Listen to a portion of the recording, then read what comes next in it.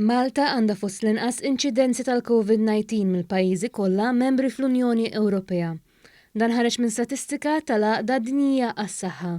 L-informazzjoni miġbura għal kull pajjiż skont l-att ta' każi attivi, imwiet u rkupru fihom kull 100,000 tixgħet li pajjiżna għadu fost l-aktar siguri minkejja żidiet riċenti.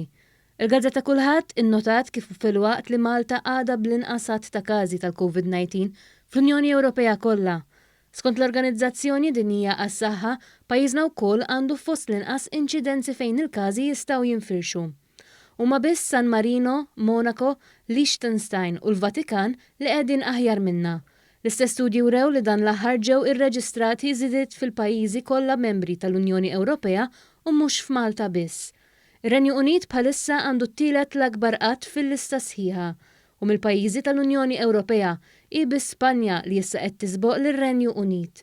L-istess ċifri uffiċjali tal-WHO ipoġġu lil Malta mal-faxxa t'isfel fil-kejl tagħha il-Crude Cumulative Incidence, jiġifieri fir-rata ta' probabilitajiet li l-pandemija tinfirex abbażi tal-każi attivi, persuni mfejqin u lat ta' imwiet.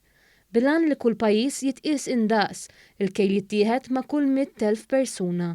Malta tinsab eżatt fin-nofs fl-14 il-post, iżda brata taħt il-medja, meqjus li 13 il-pajjiż qar minna għandhom inċidenza li tasal sa 6 darbit aktar minn tagħna.